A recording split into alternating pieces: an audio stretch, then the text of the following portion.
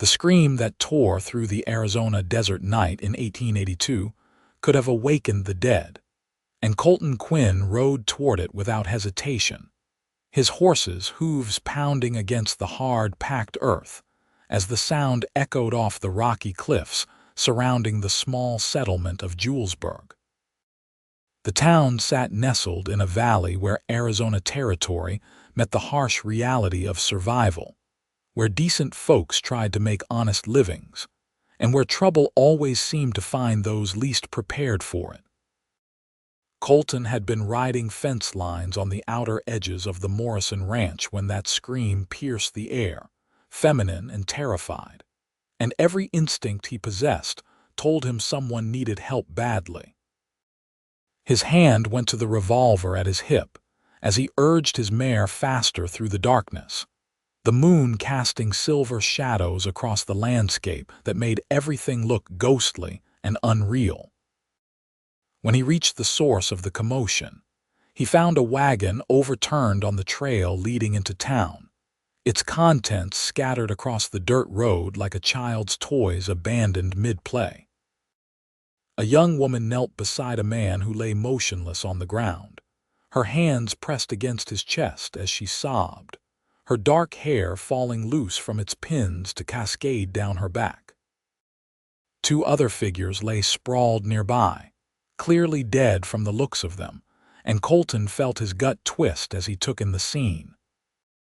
Bandits had hit them hard and fast, probably hoping for goods or money, and from the looks of things, they had gotten neither but had left death and destruction in their wake instead.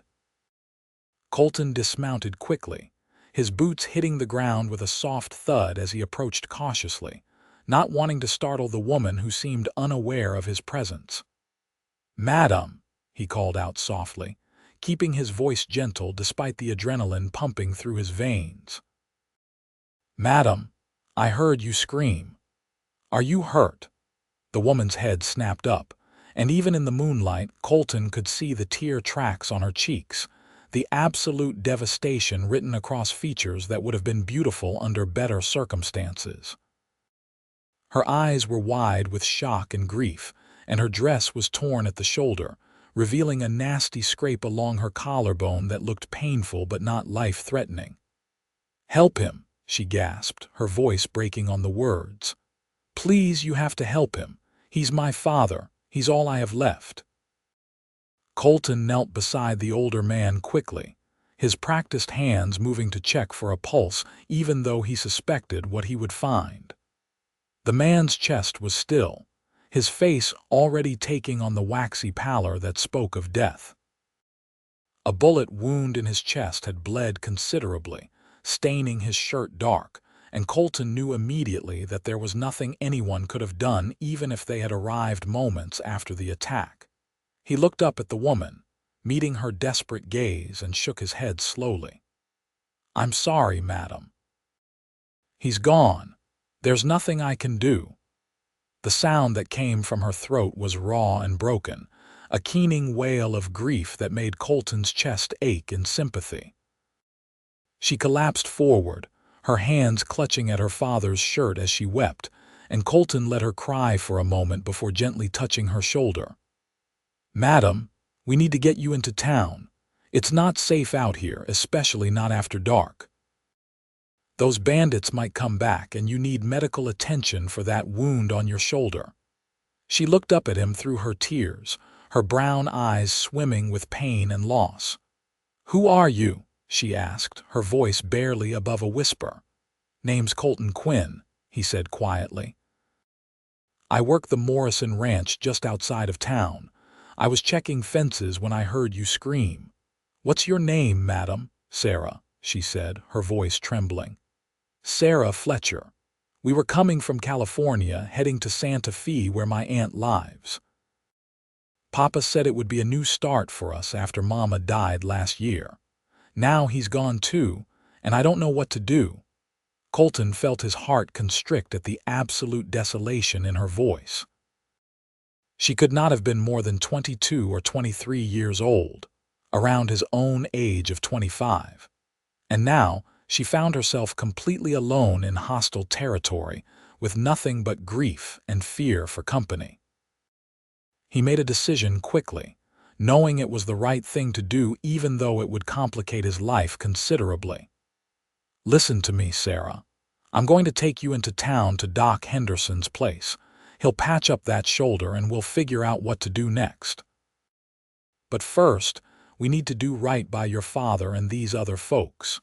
"Were they traveling with you?" Sarah nodded, her breathing hitching as she tried to control her tears.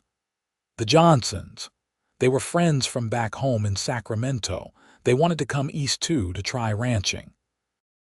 Now they're all dead because of those horrible men who came out of nowhere demanding money and goods.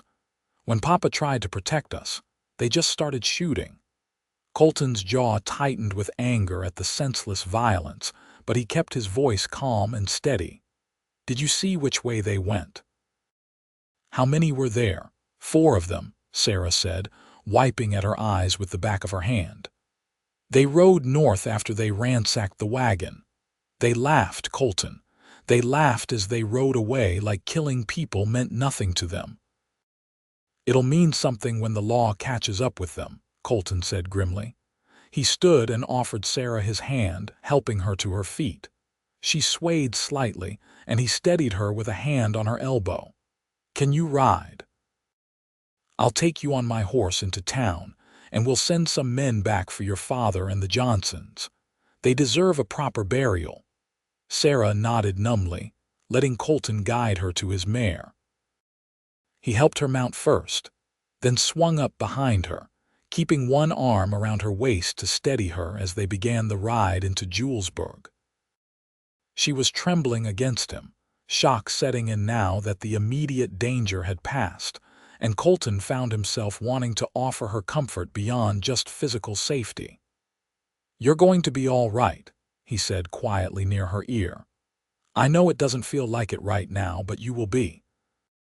You're stronger than you think." The ride into town took only 15 minutes, but it felt longer with Sarah's quiet sobs punctuating the steady rhythm of the horse's gait. Julesburg was a small settlement, maybe 200 people at most, clustered around a main street that boasted a general store, a saloon, a boarding house, a small church with an attached chapel, and Doc Henderson's office. Most of the buildings were dark at this late hour, but Colton rode straight to the doctor's house and pounded on the door until a lamp flickered to life inside. Doc Henderson opened the door in his nightshirt, his gray hair standing up in tufts around his head, but his expression sharpened immediately when he saw Sarah's condition and the blood on her dress. "Bring her in," he said without preamble, stepping aside to let them enter. "What happened?" "Bandits hit their wagon about 3 miles out," Colton explained as he helped Sarah inside and guided her to the examination table in the doctor's office. "Her father and 2 others are dead. She's got a scrape on her shoulder that needs tending, and she's in shock." Doc Henderson nodded, his experienced hands already examining Sarah's wound with gentle efficiency. "This needs cleaning and bandaging, but it's not too deep. You were lucky, young lady. Could have been much worse." He glanced at Colton. "Did you send for the sheriff?" "Not yet. I brought her straight here. I'll head over to his place now and let him know what happened. He'll want to get a posse together to go after those bandits." Sarah's hand suddenly shot out and grabbed Colton's wrist, her grip surprisingly strong for someone who had been through such an ordeal. "Don't leave," she said, her eyes pleading. "Please.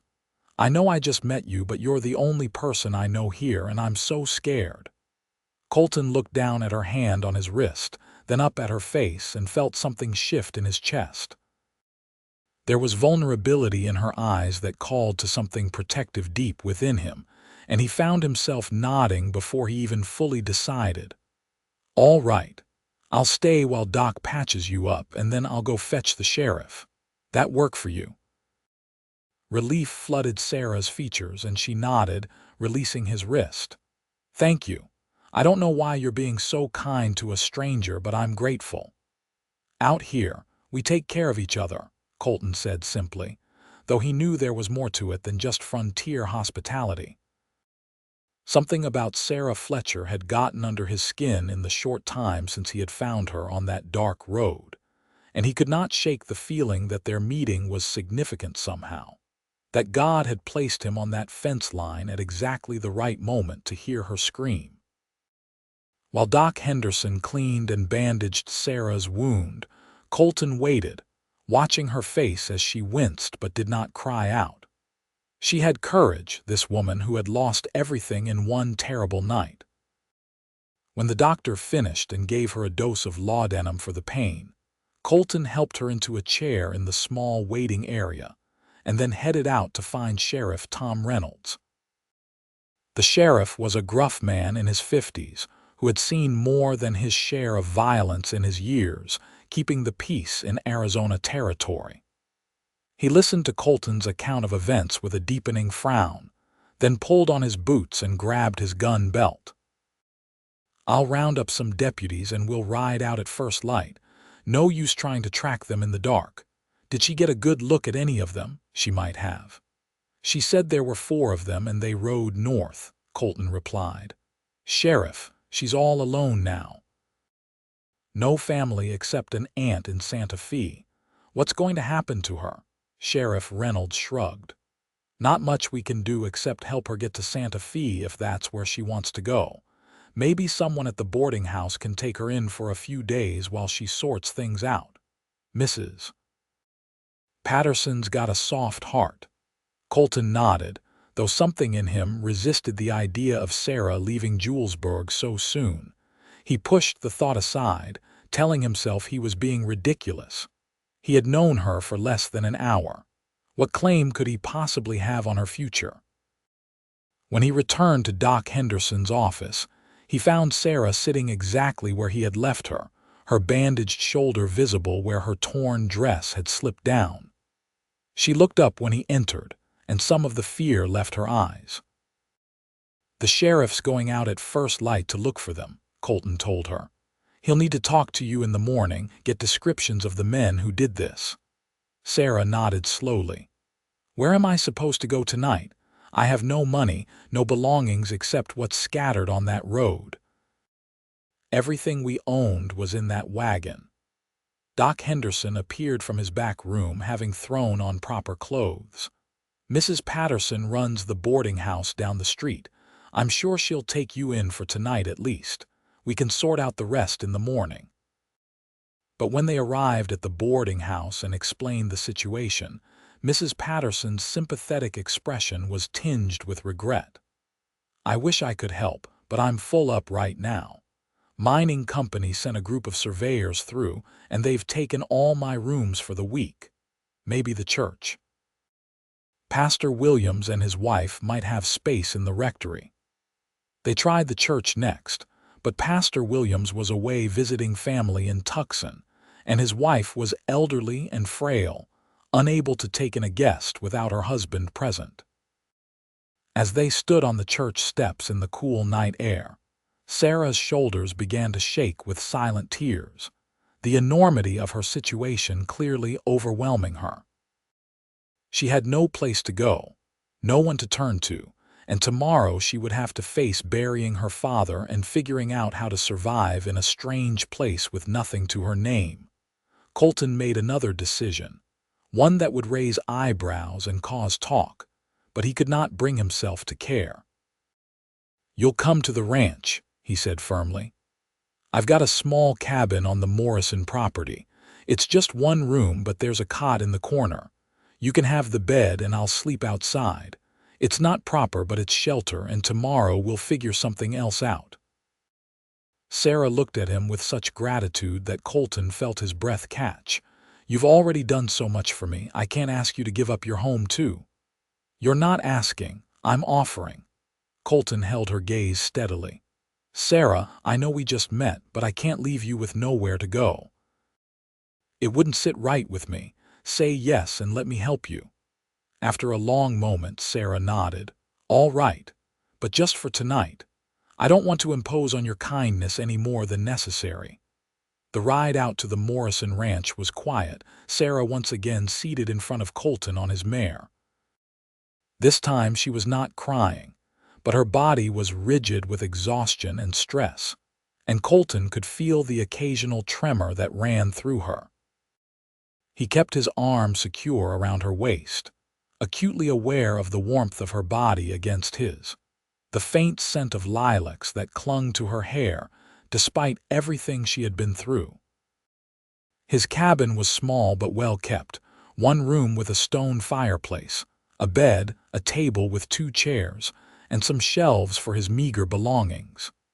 He lit a lamp and stirred up the fire, adding wood until the chill left the air.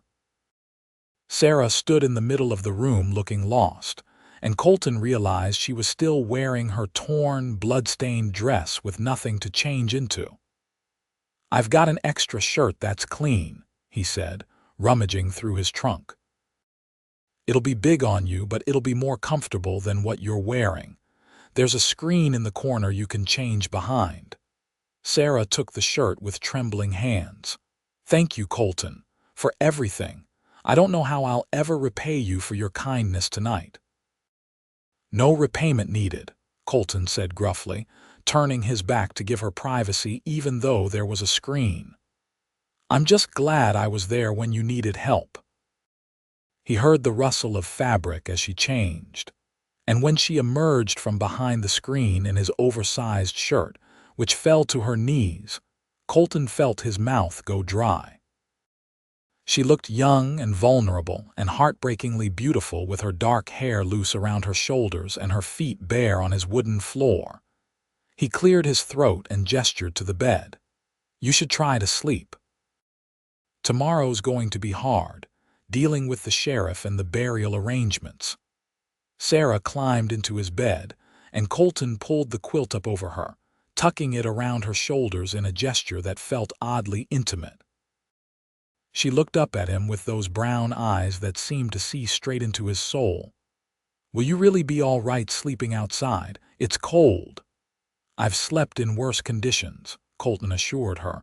"Don't worry about me, just rest." But before he could step away, Sarah caught his hand. "Stay," she whispered. "Just for a few minutes. I don't want to be alone right now. Every time I close my eyes, I see my father lying there dead, and I can't bear it." Colton hesitated, knowing it was improper, knowing that staying would only make the inevitable gossip worse if anyone found out. But the plea in her voice and the tears gathering in her eyes made the decision for him. He pulled the chair over beside the bed and sat down, keeping hold of her hand. "I'll stay until you fall asleep. I promise you're safe here, Sarah. Nothing's going to hurt you." She nodded, her eyes already drifting closed from the laudanum Doc Henderson had given her. "Why are you so good to me?" she murmured. "You don't even know me." Colton looked down at their joined hands, her small and delicate in his calloused, work-roughened palm. "Maybe that's why," he said softly. "Out here, sometimes you have to trust that God puts people in your path for a reason. Maybe you needed someone to help you tonight, and maybe I needed someone to help. Maybe that's reason enough." Sarah's breathing deepened as sleep finally claimed her, but Colton sat there for a long while after, watching her face relax in slumber, the lines of grief and fear smoothing out as rest overtook her exhausted body. He had told her the truth when he said God had put her in his path, but he had not told her the whole truth. The whole truth was that in the space of a few hours, Sarah Fletcher had awakened something in him that he had thought long dormant, a desire for connection and companionship that went beyond the solitary life he had built for himself on the Morrison Ranch. Colton had come to Arizona territory 3 years ago after his family's farm in Missouri had failed during a drought. His parents had died within months of each other, and his younger sister had married a shopkeeper in St. Louis, leaving Colton with no ties and no desire to stay where every corner held memories of loss. He had drifted west looking for work and had found it with John Morrison, a fair man who ran a decent-sized cattle operation and treated his hands well.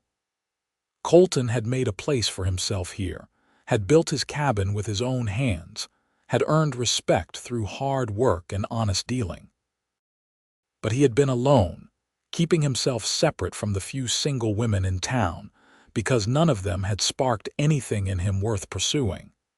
Now here was Sarah Fletcher, brought into his life by tragedy and violence, and already he could feel himself wanting things he had no right to want. He barely knew her. She was grieving and vulnerable, and in no condition to think about anything beyond survival. But sitting there in the lamplight, watching her sleep in his bed, Colton could not help but imagine what it might be like if she stayed, if she chose to make a life here instead of continuing on to Santa Fe. He imagined teaching her to ride across the ranch lands, showing her the hidden springs and canyon views that made this harsh territory beautiful.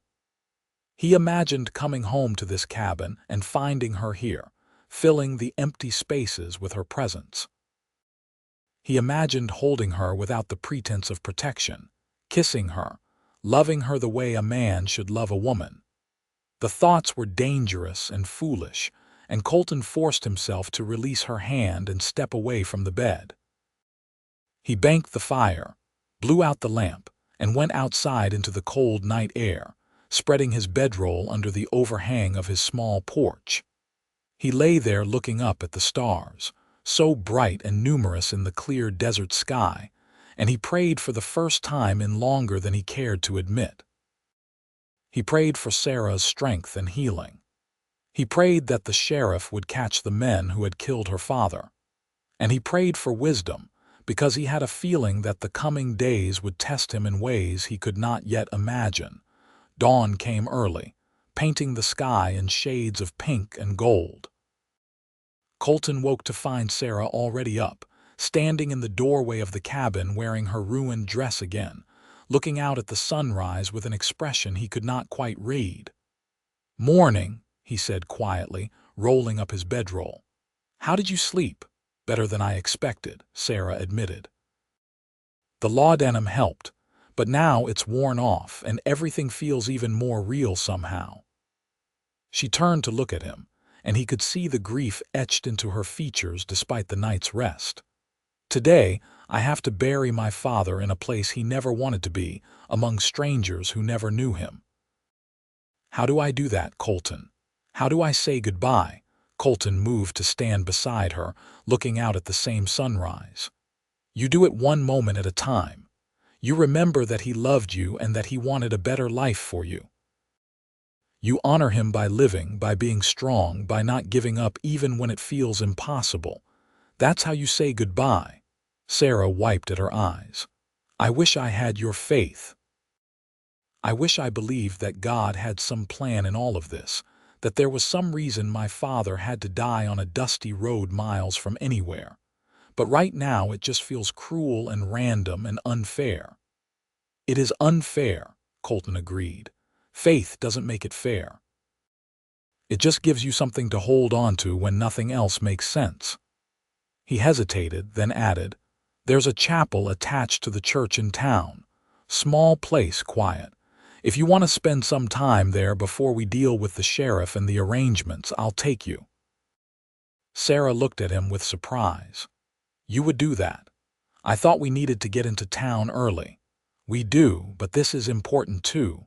Sometimes you need to sit in the quiet and just feel what you're feeling without anyone watching or expecting anything from you. The chapel's a good place for that." They rode into Julesburg an hour later, arriving just as the town was coming to life. A few early risers watched them with open curiosity as they passed, and Colton knew the gossip would be flying by mid-morning. A young woman showing up with a stranger, staying at his cabin overnight, both of them riding in together at dawn. It would be the talk of every shop and saloon before noon. But he pushed the worry aside. Let them talk. He had done the right thing, and Sarah's reputation mattered more than his own comfort. The chapel was indeed quiet. a small room with simple wooden pews and a cross on the wall. Morning light streamed through the single window, creating patterns on the floor that shifted as the sun rose higher. Colton led Sarah inside and then paused, unsure if he should leave her alone or stay. Sarah made the decision for him, walking to the front pew and kneeling there, her hands clasped in prayer, her head bowed. Colton watched her for a moment, his heart aching at the picture she made, so small and alone in her grief. And then, without fully thinking about it, he moved forward and knelt beside her. He had told her that faith gave you something to hold on to when nothing made sense, but he realized his own faith had been lacking lately, his prayers perfunctory at best. Now, kneeling beside Sarah in the quiet chapel, he closed his eyes and prayed with real fervor. He prayed for Sarah's healing and comfort. He prayed for the souls of her father and the Johnsons. He prayed for justice for the men who had committed such violence. And then, in the deepest part of his heart, he prayed for courage. Courage to face whatever was coming. Courage to be the kind of man Sarah deserved if she chose to stay. Courage to open his heart to the possibility of love, even though he knew it could bring pain as well as joy. He did not realize he had spoken that last part out loud until Sarah's hand found his, her fingers lacing through his own. He opened his eyes to find her looking at him, tears streaming down her face, but there was something else in her expression too, something that looked almost like hope. "You asked God for courage," she whispered. "Why?" Colton squeezed her hand gently. "Because I think I'm going to need it. Because I've spent 3 years keeping myself separate from everyone and everything, and in one night you've made me want things I haven't wanted in a long time. Because I'm scared that you're going to leave and I'll never see you again, and I'm scared that you'll stay and I'll mess it all up somehow. Because courage is what we both need right now to face whatever comes next." Sarah's breath hitched. "Colton, you barely know me. I'm a mess. I have nothing. How can you possibly want anything to do with me beyond helping me through this crisis?" "I know," Colton said, his voice rough with emotion. "I know it doesn't make sense. I know it's too fast and too complicated and probably too foolish for words. But when has the heart ever made sense? When has love ever followed the rules of logic and reason? Love." Sarah's voice was barely audible. "You can't mean that, not after one night." Colton turned to face her fully, still kneeling beside her in that quiet chapel. "Maybe I can't. Maybe I'm confusing compassion with something deeper. But all I know is that when I found you last night, something in me recognized something in you. And when I thought about you leaving, about never seeing you again, it felt like losing something precious before I even had a chance to understand what it was. So yes, maybe it's too soon to call it love, but it's something, Sarah. Something real and true and worth exploring if you'll give it a chance." Sarah stared at him for a long moment, and Colton could see the war playing out in her eyes, the grief and shock and fear battling against the hope and attraction and yearning. Finally, she said, "I don't know if I can think about anything like that right now. My father just died. I have to figure out how to survive, where to go, what to do with my life. How can I possibly think about love in the middle of all this?" "You don't have to," Colton said quickly. "I'm not asking you to decide anything right now.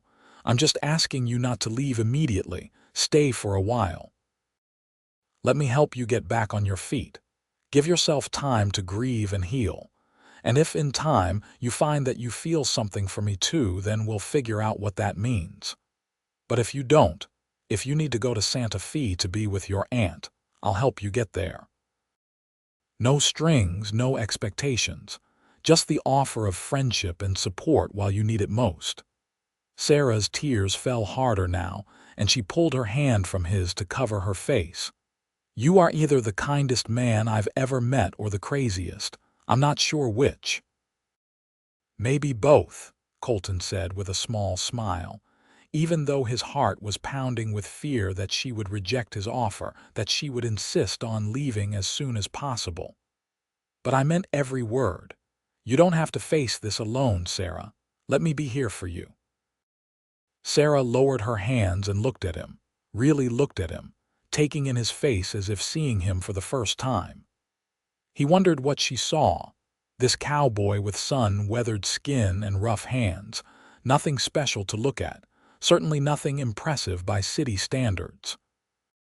But whatever she saw must have been enough, because she nodded slowly. "All right. I'll stay for a while, but Colton, I can't make any promises about what I'll feel or what will happen. All I can promise is that I'll try to heal and figure out what comes next." "That's all I'm asking," Colton said, relief flooding through him. "Now come on. We need to talk to the sheriff and start making arrangements for your father. I'll be with you every step of the way." The next few hours were difficult but necessary. Sheriff Reynolds took Sarah's statement, and she described the 4 bandits as best she could, though her shock had made details fuzzy. The sheriff promised to do everything in his power to track them down, but he was honest about the challenges. Bandits could disappear into the territories easily, and with a head start, these men would be hard to find. Still, he would try, and that was all anyone could ask. The burial took place that afternoon in the small cemetery on the edge of town. Pastor Williams had returned from Tucson that morning, and he conducted a simple but heartfelt service for Sarah's father, Theodore Fletcher, and the Johnsons, Henry and Martha. Sarah stood at the graveside with Colton beside her, her hand clutched in his as the coffins were lowered into the ground. She cried silently, her body shaking with the force of her grief, and Colton held her upright when her knees threatened to give way. The few townspeople who had gathered for the service came by afterward to offer their condolences and their help. Mrs. Patterson from the boarding house pressed a basket of food into Sarah's hands, insisting she needed to keep her strength up. Doc Henderson checked her bandage and declared it healing nicely.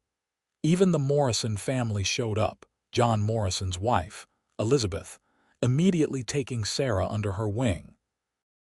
"You poor dear," Elizabeth said, a warm woman in her 40s with kind eyes. "John told me what happened. You're staying out at Colton's cabin. That won't do, not for long anyway. People will talk and you don't need that added to everything else. Why don't you come stay with us at the main house? We've got plenty of room and I could use the company. My own daughters are grown and gone and it gets lonely sometimes."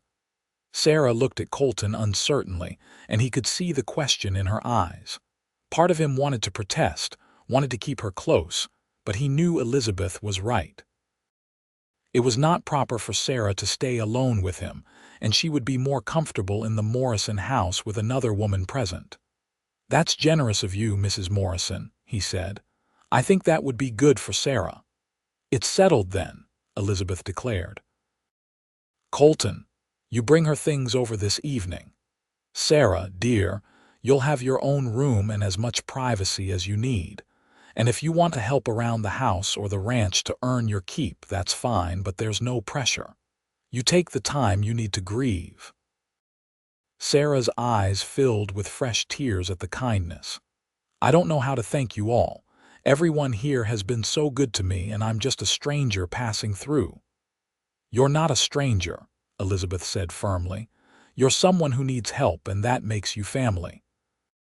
That's how it works out here. We take care of each other." That evening, Colton helped Sarah move her few salvaged belongings from his cabin to the Morrison house. It was not much, just some items they had collected from the wreckage of the wagon, clothes that could be mended, a few personal effects that had survived the attack. Sarah carried a small leather-bound journal that had belonged to her father, clutching it to her chest like a lifeline, as they made the short trip from Colton's cabin to the main house. The Morrison home was large by Julesburg standards, a two-story wooden structure with a wide porch and real glass windows. Elizabeth showed Sarah to a bedroom upstairs that was furnished simply but comfortably, with a real bed frame, a dresser, a washstand, and a rocking chair by the window. "This was my daughter Catherine's room before she married and moved to Tucson," Elizabeth explained. "I think you'll be comfortable here. Dinner is at 6 and breakfast is at 7, but if you need anything in between, you just let me know." After Elizabeth left them alone, Sarah turned to Colton with an expression he could not quite read. "She's right, you know. People will talk less if I'm here instead of at your cabin, but I'm going to miss it somehow. It felt safe there, like a little haven from the world." Colton leaned against the doorframe, keeping a respectful distance even though he wanted nothing more than to pull her into his arms.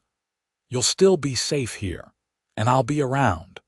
I work the ranch every day, and I take most of my meals here anyway.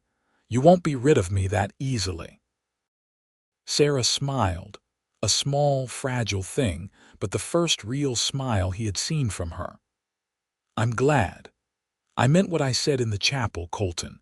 I can't think about love or romance right now, not with my father barely buried and my whole world turned upside down. But I'm grateful for your friendship, and I'm grateful you convinced me to stay for a while." "Take all the time you need," Colton said softly. "I'm not going anywhere." The days that followed fell into a pattern of sorts. Colton worked his regular duties on the ranch, mending fences, moving cattle, doing the 100 small tasks that kept a working ranch running. But he found himself timing his breaks to coincide with when Sarah might be outside, working in Elizabeth Morrison's garden or hanging laundry on the line. They would talk during these encounters, brief conversations that slowly revealed more about each other. Colton learned that Sarah had been raised in Sacramento, where her father had run a bookshop. She loved to read, had a talent for numbers, and had helped keep her father's accounts.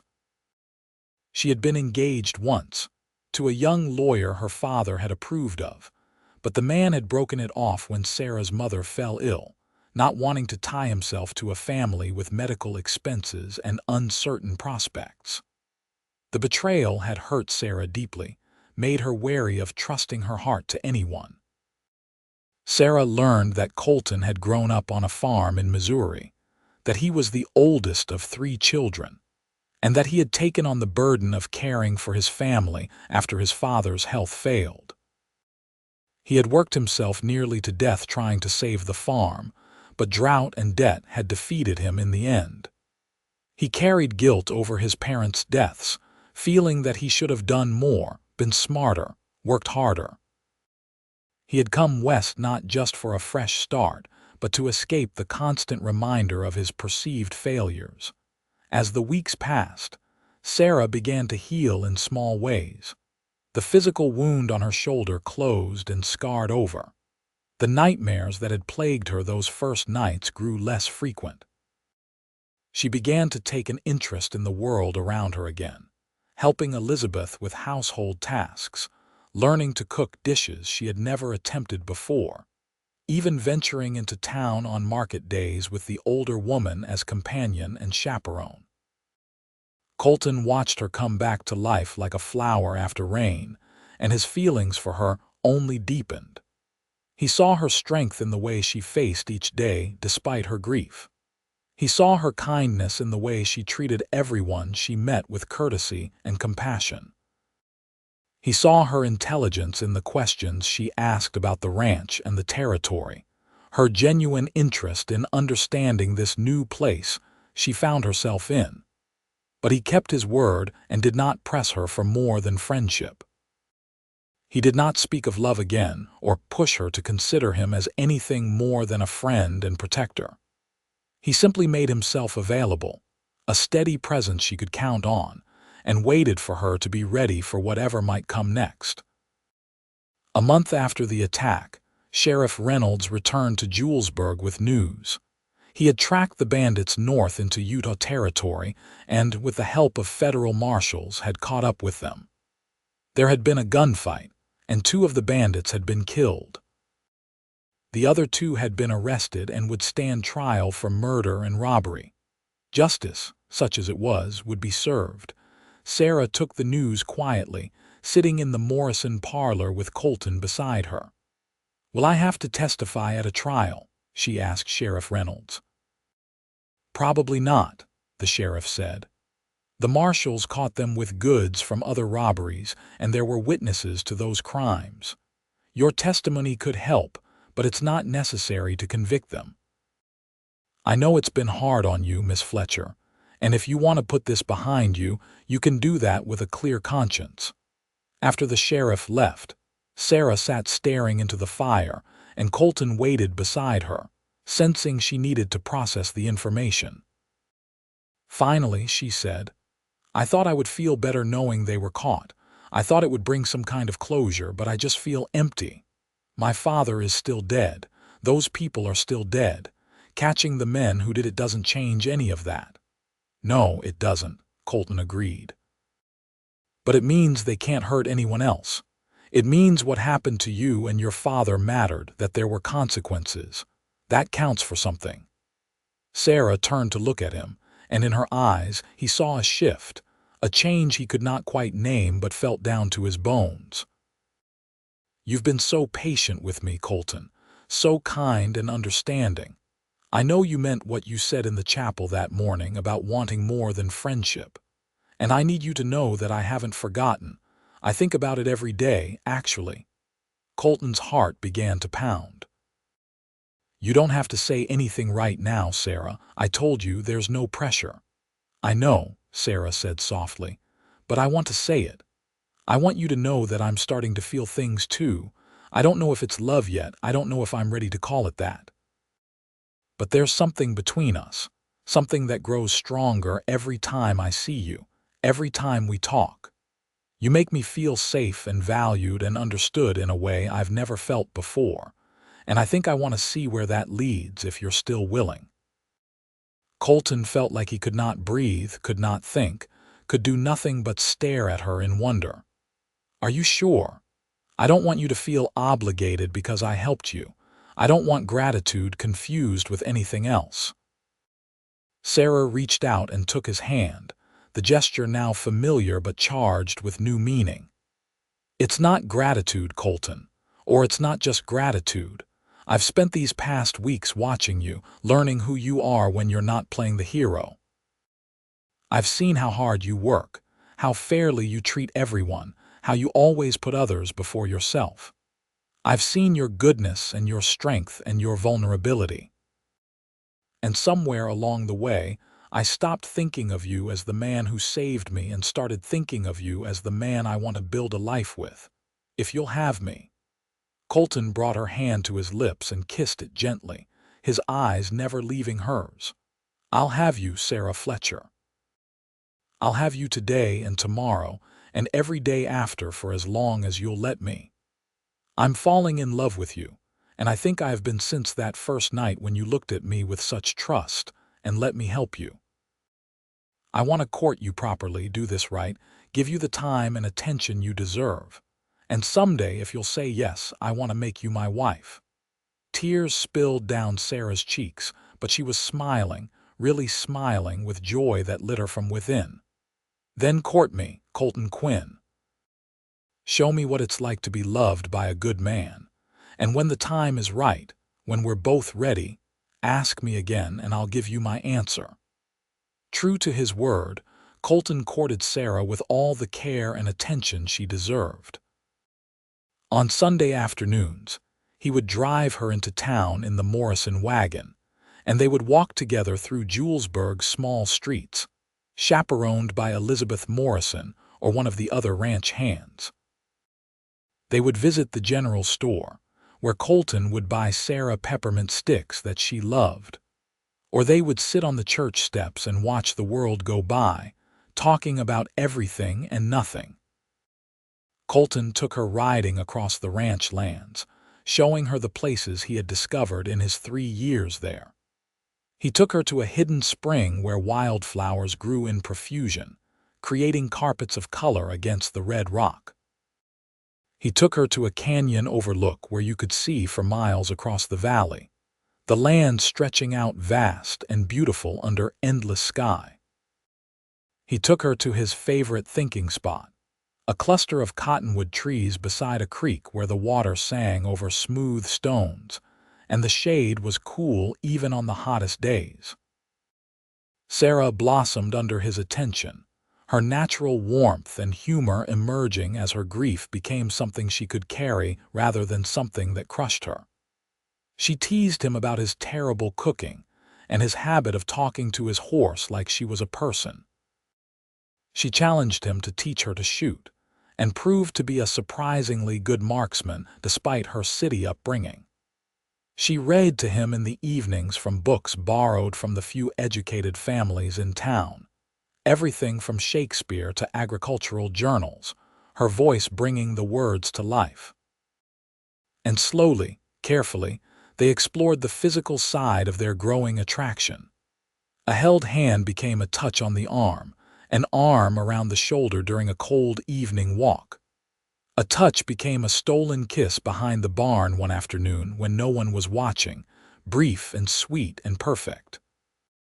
A kiss became many kisses, deeper and more passionate, though always respectful, always mindful of propriety and Sarah's reputation.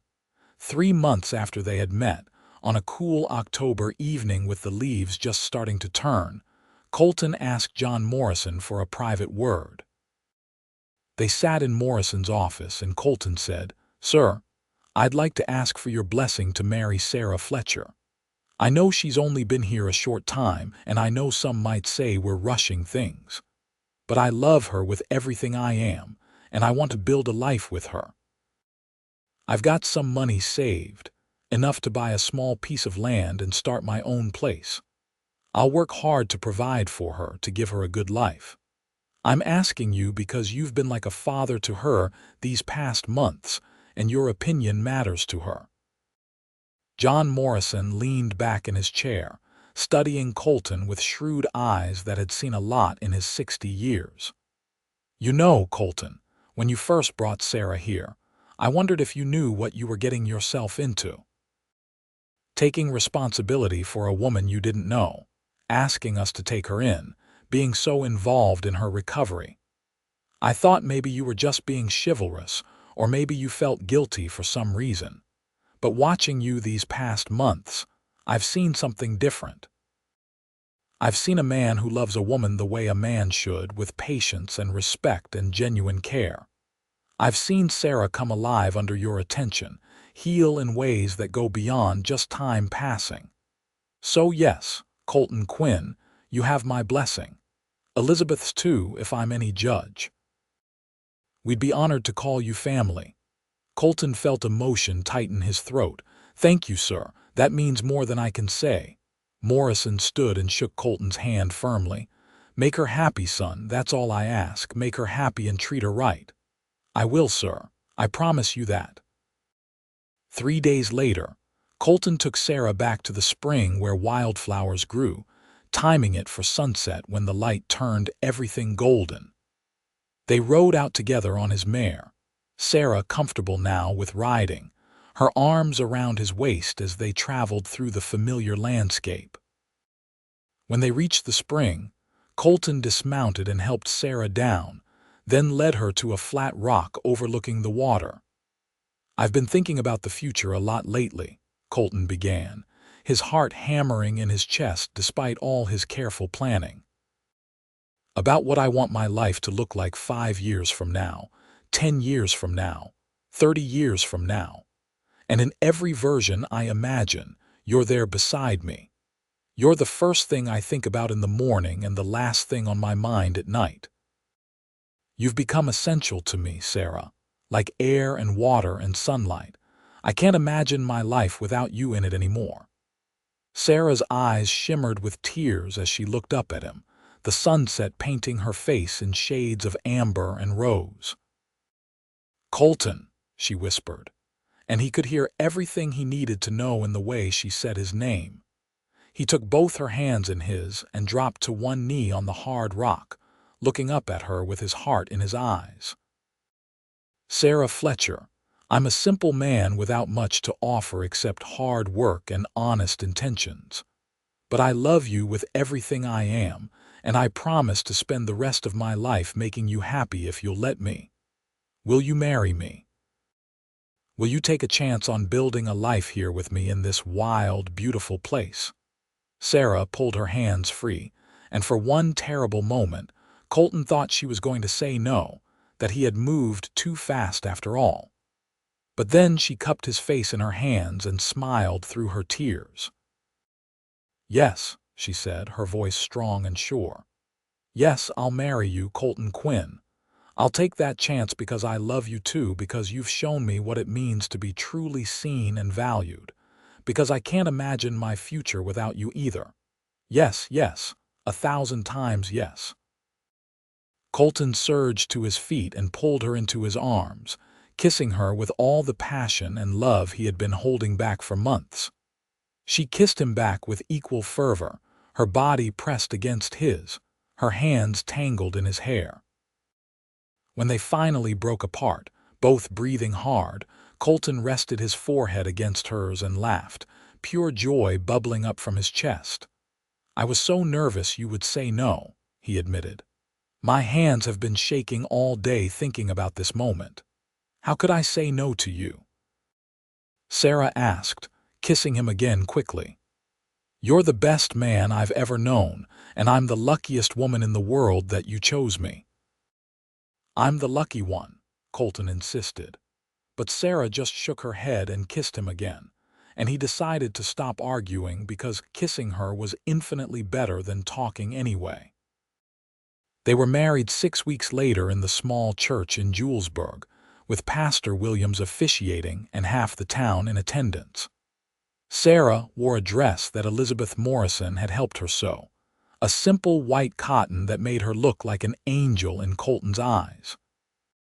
Colton wore his best suit, purchased specially for the occasion, and tried not to fidget as he waited for Sarah to walk down the aisle.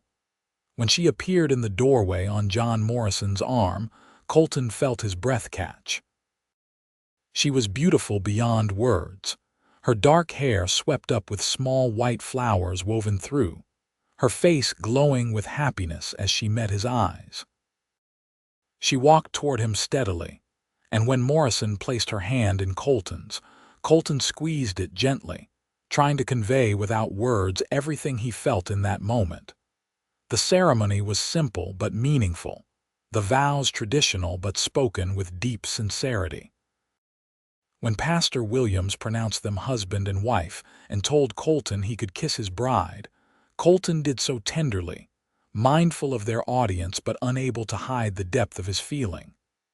Sarah smiled against his lips, and he heard her whisper, "I love you," for his ears alone.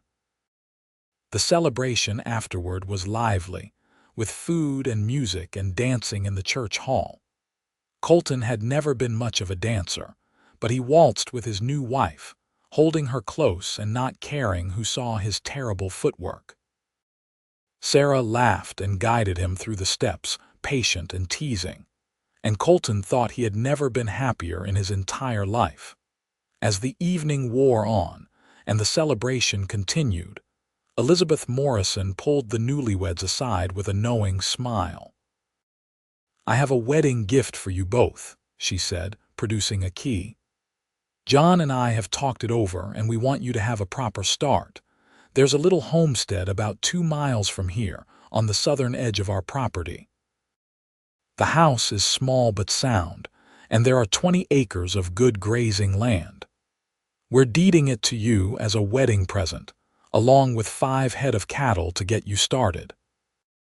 Consider it payment for all the years of hard work Colton's put into this ranch, and a thank you for bringing such light into our lives, Sarah." Sarah gasped, and tears spilled down her cheeks for what felt like the 100th time that day. "Mrs. Morrison, we can't accept such a generous gift." "It's too much." "Nonsense," Elizabeth said firmly. "Your family and family takes care of each other. Besides, John and I are getting older, and it will bring us comfort to know you're nearby. We love you both, and we want to see you succeed," Say yes and make an old woman happy." Colton looked at Sarah and she looked at him, and in that moment of silent communication they agreed. "We accept," Colton said, his voice rough with emotion. "And we'll never be able to thank you enough for your generosity and kindness. You've given us a future, Mrs. Morrison. You've given us hope." That night, Colton carried Sarah over the threshold of their new home for the first time. It was indeed small, just 3 rooms, a main living area with a kitchen, a bedroom, and a small storage room. But it was clean and sturdy, with real glass windows and a stone fireplace that Colton could already imagine Sarah decorating for Christmas. It was theirs, a place to build their life together, and that made it perfect. In the bedroom, Sarah turned into Colton's arms, suddenly shy despite all the kisses they had shared. "I'm nervous," she admitted quietly. "I've never been with a man before." Colton cupped her face gently, his thumb stroking her cheek. "We'll go slow. If anything doesn't feel right, you tell me and we'll stop. This is about us joining together as one, Sarah, about showing each other love in the most intimate way possible. There's no rush, no pressure. We have the rest of our lives." What followed was tender and careful. Colton mindful of Sarah's inexperience and his own long abstinence making him clumsy at first. But they learned each other's bodies with patience and growing confidence, finding pleasure together, creating a bond that went beyond the physical into something spiritual and profound. Afterward, Sarah lay in Colton's arms, her head on his chest, their legs tangled together under the quilts Elizabeth had provided. "That was beautiful," Sarah whispered, her fingers tracing patterns on Colton's skin. "I never imagined it could be like that, so full of emotion and connection." Colton pressed a kiss to the top of her head. "It's because we love each other. That makes all the difference." He paused, then added, "Sarah, I know you've been through so much loss. I know you're probably scared to let yourself be completely happy because you're afraid something will take it away. But I promise you, I'm not going anywhere. I'm going to be here beside you for the rest of my days, loving you, protecting you, building a life with you. You're not alone anymore, and you never will be again." Sarah tilted her head up to look at him, and in the moonlight streaming through their bedroom window, Colton saw peace in her eyes, the kind of peace that came from knowing you were exactly where you belonged. "I know," she said simply. "I trust you, Colton. I trust us, and I'm not scared anymore. For the first time in so long, I'm not scared of what tomorrow might bring because I know we'll face it together." The months that followed were filled with hard work and simple joys. Colton and Sarah worked side by side to make their homestead productive, building fences, tending their small herd, planting a garden that Sarah nurtured with surprising skill. They spent their evenings by the fire, talking about their dreams and plans, discussing whether they should try to expand their herd or focus on crops, debating the merits of chickens versus goats for supplemental income. Sarah proved to be a natural rancher's wife, strong and capable despite her city upbringing.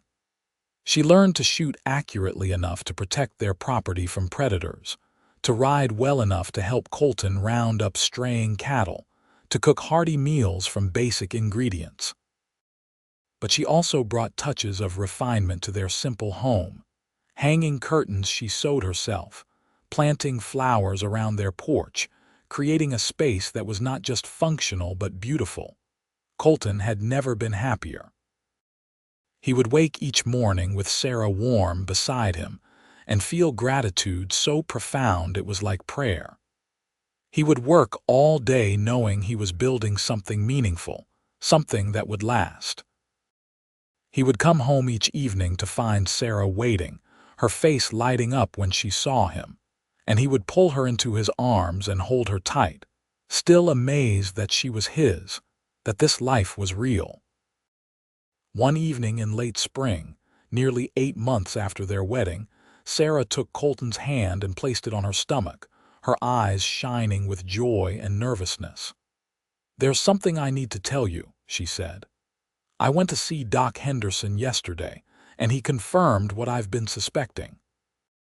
We're going to have a baby, Colton. You're going to be a father." Colton felt like the world had stopped spinning, like time itself held its breath. A baby.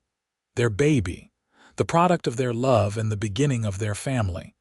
"Are you sure?" he asked, his voice barely above a whisper.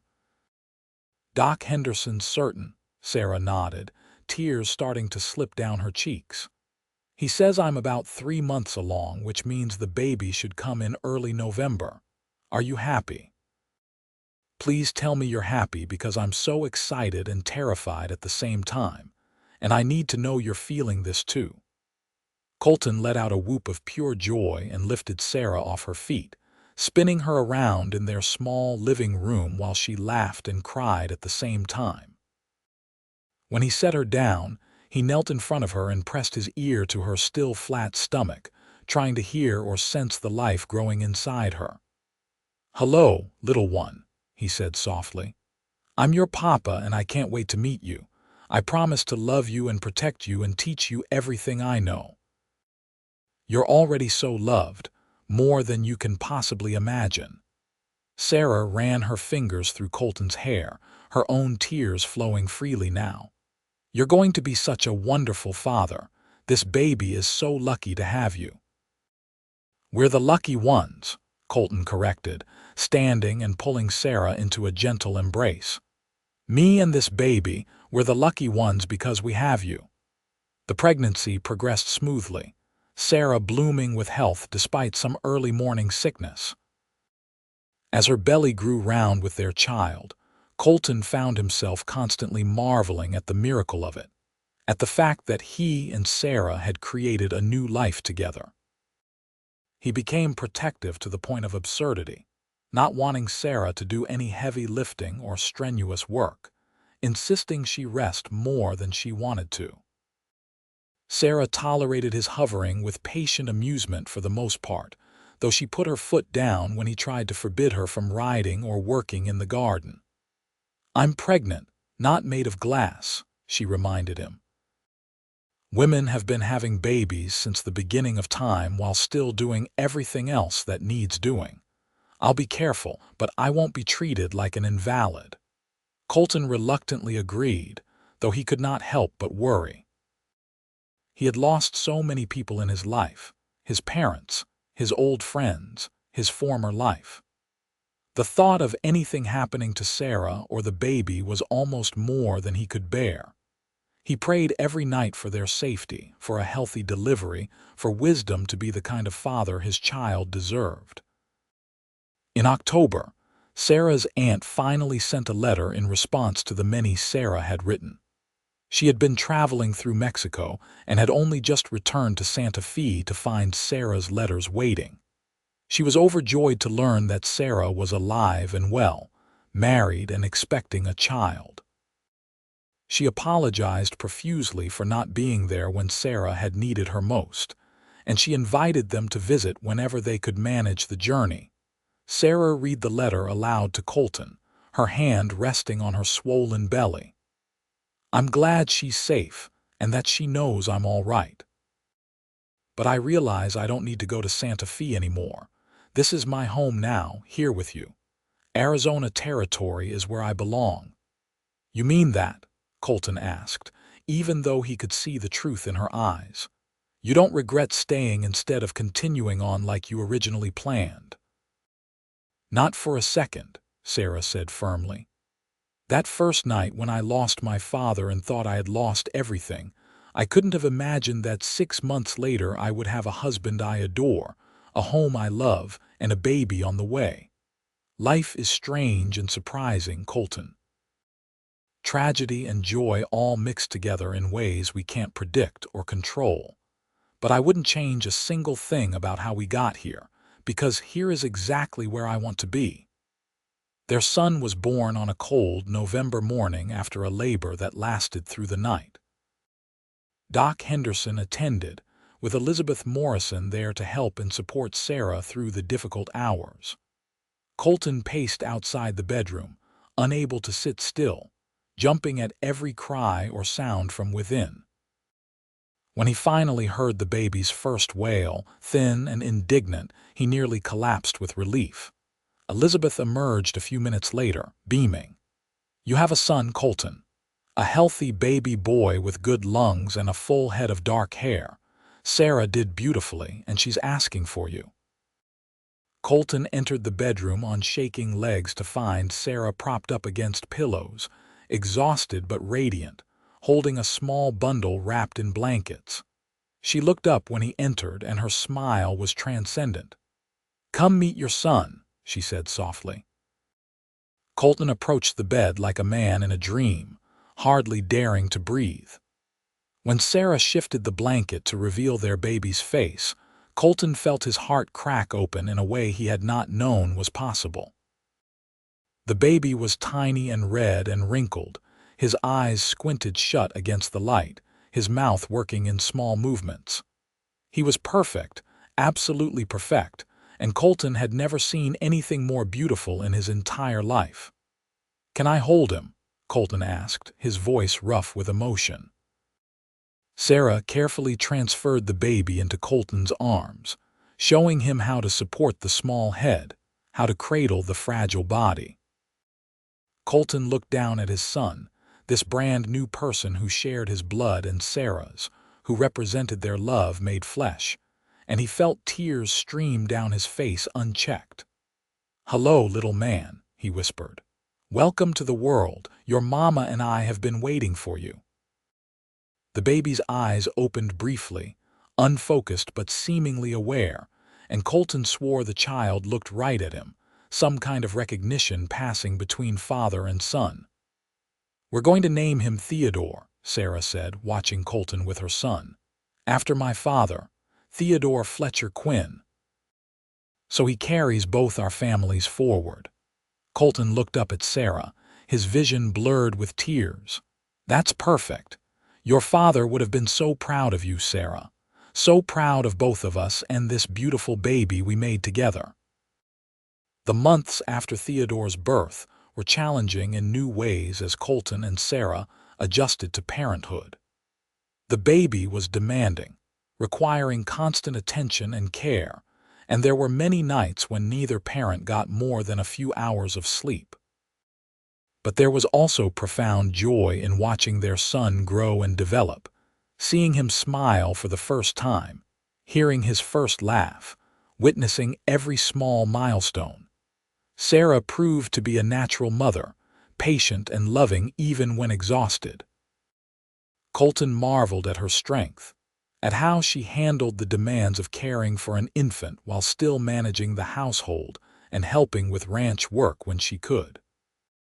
He tried to do his share, walking the floors with Theodore when the baby was fussy, changing diapers despite his initial squeamishness, taking the baby for rides around the property strapped to his chest, so Sarah could have a few moments to herself. As Theodore grew from infant to baby to toddler, the Quinn homestead prospered. Colton's hard work and good management led to steady growth of their small herd. They added chickens for eggs and meat, and Sarah's garden produced abundantly. They were not wealthy by any means, but they were comfortable, able to meet their needs with a little left over, building toward a secure future. When Theodore was 2 years old, Sarah told Colton she was pregnant again. This time Colton was less shocked and more immediately joyful, scooping her up and kissing her soundly. "Another baby," he said wonderingly. "Theodore's going to have a brother or sister. Our family is growing, Sarah." Their second child, a daughter they named Catherine Rose after Elizabeth Morrison, was born in the spring of 1886. She had Sarah's brown eyes and Colton's stubborn chin, and from the moment she entered the world, she had both her parents wrapped around her tiny finger. Theodore was fascinated by his baby sister, wanting to help with everything, bringing her his toys, singing to her in his childish voice. 2 years after Catherine's birth, a third child arrived, another son they named William. By then, Colton and Sarah had expanded their homestead considerably, purchasing adjacent land when it became available, building a larger house to accommodate their growing family. The original 3-room house became a storage building, and their new home had 4 bedrooms, a proper kitchen, and a parlor where Sarah could entertain the friends she had made in Julesburg. Life was full and busy and rich with meaning. Colton watched his children grow with wonder and pride, teaching Theodore to ride and rope, helping Catherine learn her letters, rocking William to sleep in the evenings. Sarah managed their home with grace and efficiency, creating a space where their children could flourish, where love and laughter were as common as the Arizona sunshine. On their 10th wedding anniversary, Colton took Sarah back to the spring where he had proposed, leaving the children with Elizabeth Morrison for the evening. They sat on the same flat rock, watching the sunset paint the sky in glorious colors, and Colton pulled Sarah close against his side. "Do you remember the night we met?" he asked. "When I found you on that dark road, terrified and grieving, with no idea what would happen next." "I remember," Sarah said softly. "I remember thinking I had lost everything, that my life was over. I couldn't have imagined then that 10 years later I would have you and our 3 beautiful children and a home I love. It seems impossible, like a dream I might wake up from."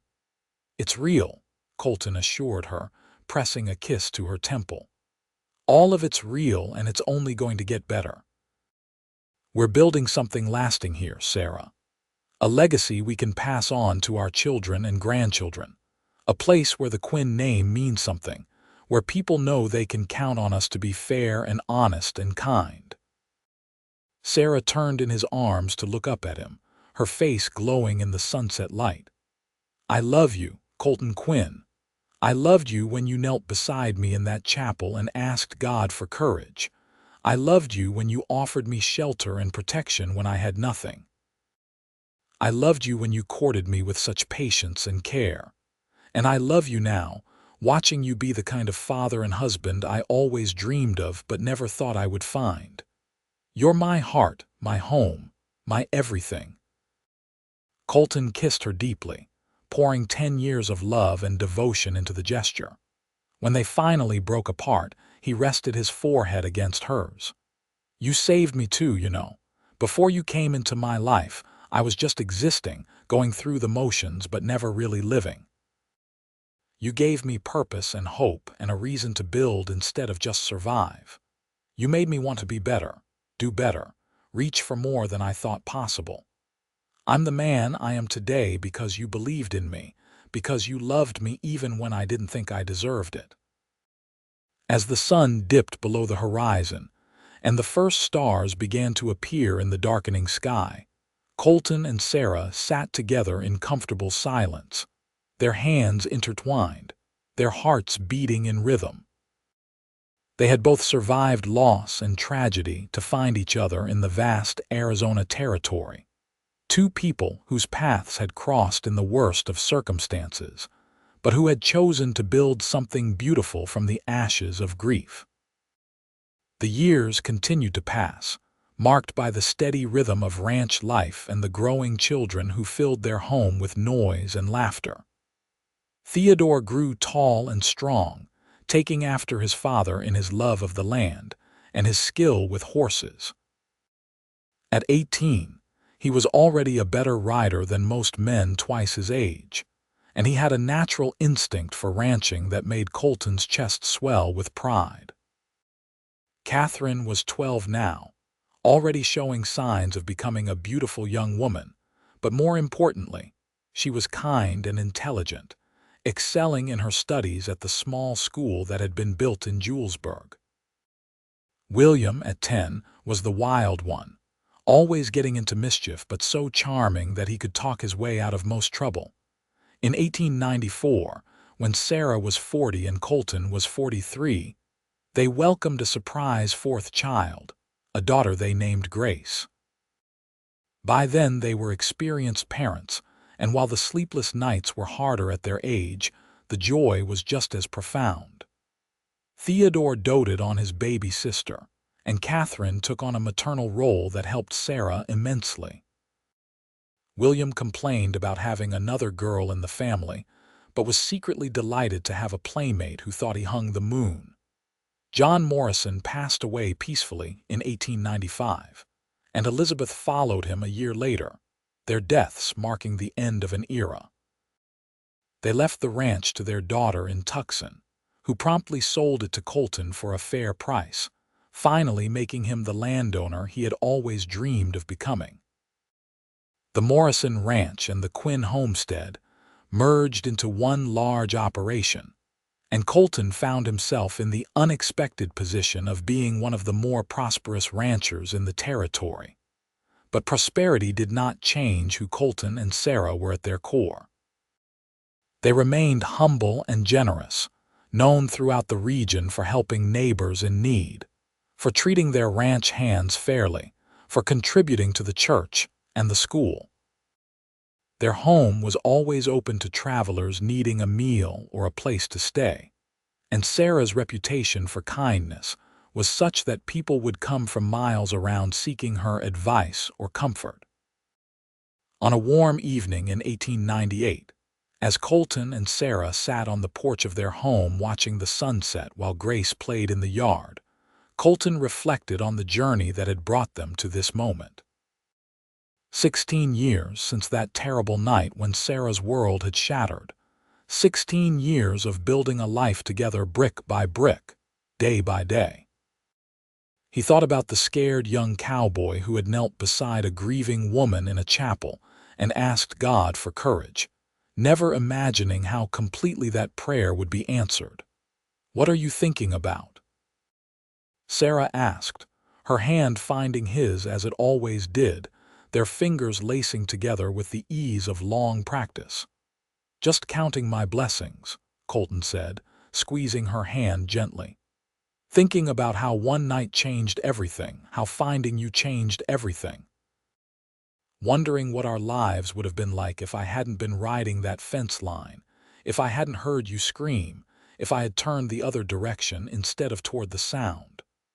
"But you didn't," Sarah said firmly. "You rode toward danger to help someone in need because that's who you are. And I trusted a stranger because something in me recognized something in you, some spark of genuine goodness that told me I would be safe with you. It wasn't chance, Colton. It was meant to be. God put us on that road together because He knew what we could build, what we could become." "You really believe that?" Colton asked, even though he believed it too. "You think God planned all of it, even the terrible parts?" Sarah was quiet for a moment, watching Grace chase butterflies in the evening light. "I don't think God wanted my father to die," she said slowly. "I don't think He causes tragedy just to bring about good things later. But I do think He takes our broken pieces and helps us make something beautiful from them if we let Him. I think He brought you to me in my darkest hour, and He gave us both the courage to reach for something better. That's grace, Colton. That's mercy. That's love." Theodore came riding up then, home from checking the northern pastures, and Catherine appeared in the doorway announcing dinner was ready. William came running from the barn where he had been doing chores, and Grace abandoned her butterflies to dash toward the house with all the speed her 5-year-old legs could manage. Their family gathered around the table, bowing heads as Colton said grace, thanking God for the food and the day and the people gathered there. As they ate and talked, sharing stories of their day and making plans for tomorrow, Colton looked around the table at the faces of his wife and children and felt that familiar swell of gratitude and wonder. This was his life, this noisy, chaotic, beautiful life full of love and purpose and meaning. This was what he and Sarah had built together from nothing but hope and determination and faith in each other. After dinner, when the children had scattered to their various evening activities, and Sarah was cleaning up in the kitchen. Colton stood in the doorway watching her work. She was 44 now, with silver threads in her dark hair and lines around her eyes from years of smiling and squinting into the sun. She was not the young woman he had found on that dark road 16 years ago, and he was not the young cowboy who had rescued her.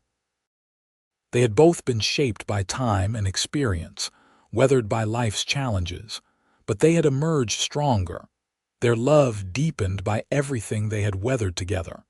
Sarah looked up and caught him watching, and she smiled that smile that still made his heart skip. "What are you doing lurking there? Come help me with these dishes if you're going to stare." Colton moved into the kitchen and pulled her into his arms instead, dancing her around the room to music only they could hear. Sarah laughed and let him lead, her hands on his shoulders, her head tilted back to look up at him. "You're being romantic tonight," she observed. "What's the occasion?" "No occasion," Colton said, spinning her gently. "Just loving my wife and feeling grateful for this life we've built." "Is that allowed?" "It's definitely allowed," Sarah said, rising on her toes to kiss him. "In fact, it's encouraged. Romance shouldn't end just because we've been married 16 years and have 4 children. If anything, it's more important now to remember why we fell in love in the first place." "I remember," Colton assured her, pulling her close and swaying gently. "I remember a brave woman who trusted me when she had no reason to. I remember kneeling beside you in a chapel, both of us asking God for courage to face what came next. I remember falling in love so fast it scared me, and I remember the moment you said yes when I asked you to marry me. I remember all of it, Sarah, every moment, and I wouldn't change a single thing." They stood there together in their kitchen, holding each other as the evening deepened into night outside. In the other rooms, they could hear their children, Theodore playing guitar in the parlor, Catherine reading to Grace upstairs, William thumping around doing who knows what. These were the sounds of their life, the soundtrack of the family they had created, and it was more precious than gold. Years continued to pass in the steady rhythm of ranch life. Theodore married a sweet girl named Anna from a neighboring ranch when he was 22, and they built a house on the Quinn property, Theodore taking over more and more of the daily operations as Colton slowly stepped back. Catherine surprised them all by announcing her intention to become a teacher, and she left for normal school in Tucson at 16, returning 2 years later to take a position at the Julesburg school. William showed an unexpected talent for working with horses, breaking and training them with a patience and skill that brought buyers from across the territory. Grace grew into a beautiful young woman who inherited her mother's kindness and her father's determination. She was the one who could always be found helping neighbors, organizing charity events at the church, making sure everyone in the community was looked after. When she was 18, she fell in love with a young doctor who had set up practice in Julesburg, and Colton walked her down the aisle with tears streaming down his face, remembering the little girl who had been their surprise blessing. In 1908, Theodore and Anna gave Colton and Sarah their first grandchild, a boy they named Colton Theodore Quinn. Holding his grandson for the first time, Colton felt the circle complete somehow, felt the legacy he and Sarah had built continuing into the next generation. He was 61 now, gray-haired and weathered but still strong, still capable of a full day's work when needed. Sarah was 58, her hair completely silver but her eyes as bright and warm as ever. They sat on their porch one evening, the baby sleeping in Sarah's arms, Theodore and Anna inside preparing dinner.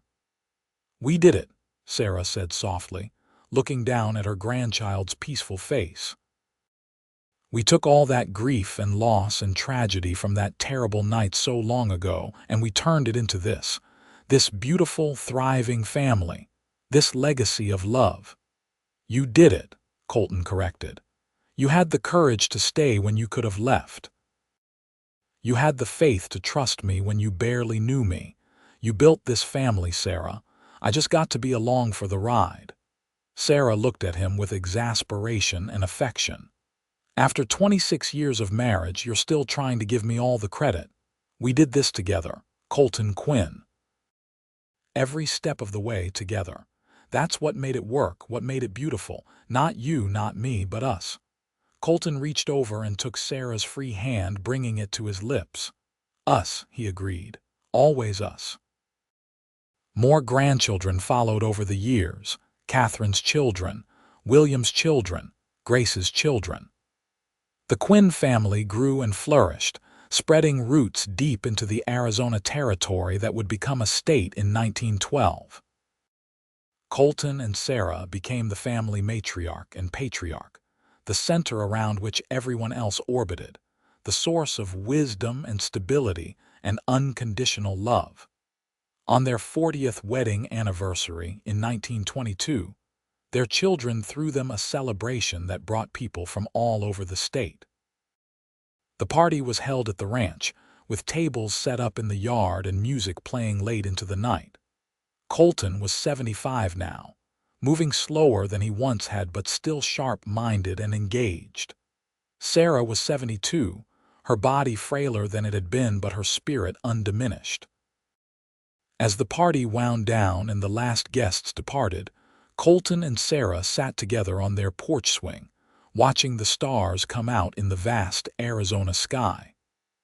Theodore had taken the young grandchildren home, and the older ones were cleaning up, their voices and laughter carrying on the night air. 40 years, Sarah mused, her head resting on Colton's shoulder. Longer than I dared dream that first night when you found me. I thought my life was over, Colton.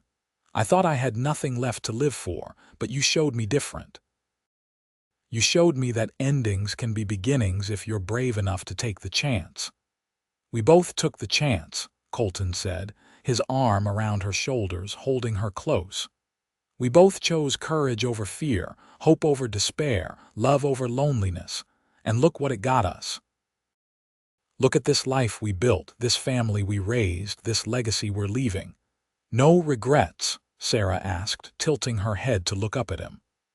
Not a single one, Colton said firmly. Except maybe that I didn't have longer. 100 years wouldn't be enough time to love you, Sarah Quinn. 1,000 wouldn't be enough. But I'm grateful for every day we had, every moment we shared. You made my life worth living. Sarah's eyes filled with tears. Don't talk like you're leaving me anytime soon, Colton Quinn. We still have years ahead of us, years to watch our grandchildren grow and to see what this family becomes. I'm not ready to let you go. I'm not going anywhere if I can help it, Colton assured her, kissing the top of her head. But whenever that day comes, I want you to know that loving you was the best thing I ever did. Finding you on that dark road, kneeling beside you in that chapel, asking God for the courage to love you properly, marrying you and building this life together, it was all the best thing.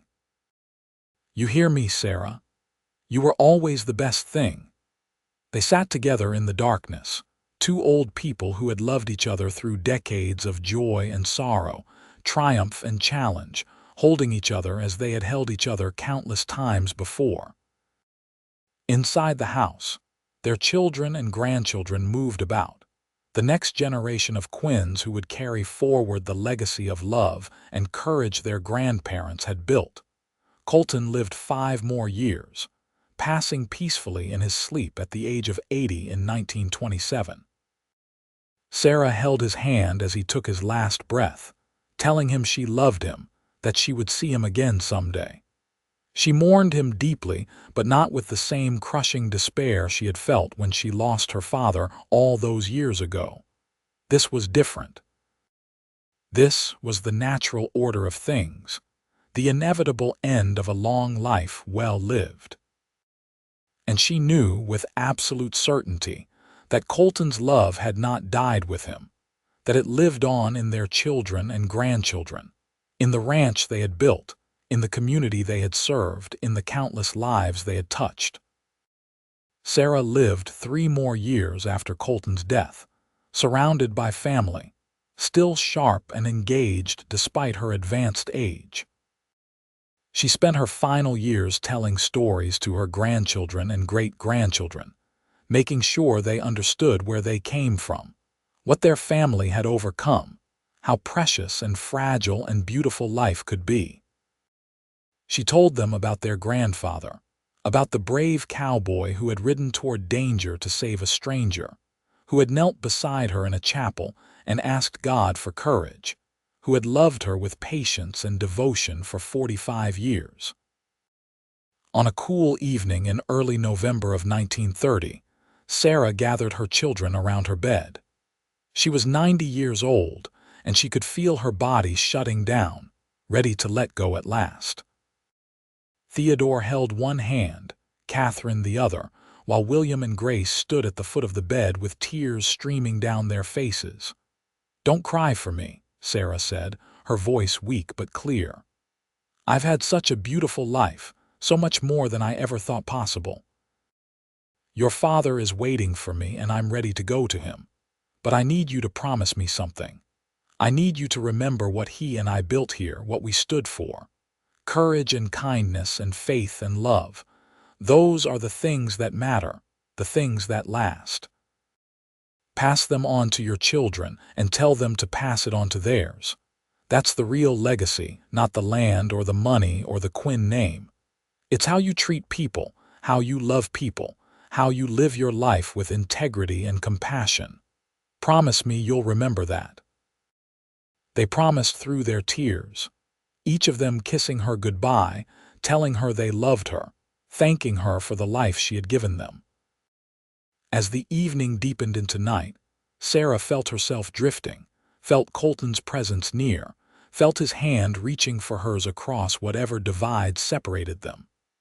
She thought about that dark night so long ago when her world had ended, and she marveled at how wrong she had been. Her world had not ended that night. It had begun. Everything she had valued, everything she had treasured, everything that had made her life meaningful had started on that dark road in 1882, when a cowboy heard her scream and rode to help. Sarah Fletcher Quinn passed peacefully just before midnight, slipping away surrounded by love, her final thoughts of Colton and the courage they had found together in a small chapel in Julesburg all those years ago. She was buried beside Colton on the ranch they had built together, under the vast Arizona sky they had both loved. Their graves stood as testament to a love that had transcended tragedy, that had built beauty from ashes, that had created a legacy that would endure for generations. Years later, their great-great-grandchildren would visit those graves, learning the story of how Colton and Sarah had met, how they had fallen in love, how they had built the Quinn Ranch from nothing but determination and faith and courage. They would hear about the night Colton found Sarah praying in the chapel, about how he knelt beside her and asked God for courage. They would learn that sometimes the greatest love stories begin in the darkest moments, that hope can bloom even in the midst of despair, that one act of kindness can change the course of a life. The Quinn Ranch prospered for decades after Colton and Sarah's deaths, passing through generations of the family they had created. The main house was preserved as it had been in their lifetime, a museum of sorts for family members who wanted to connect with their heritage.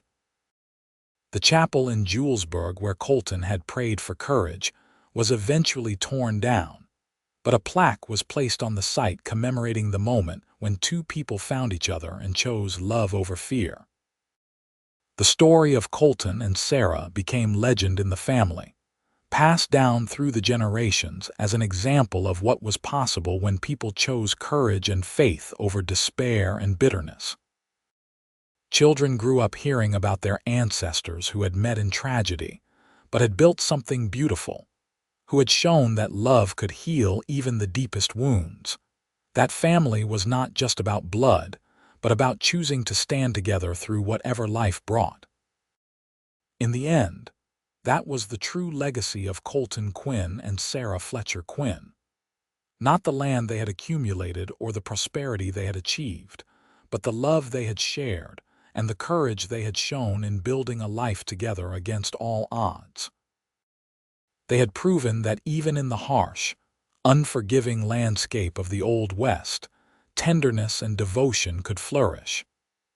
They had shown that one moment of bravery, one decision to help a stranger in need, could ripple outward through time, affecting lives for generations to come.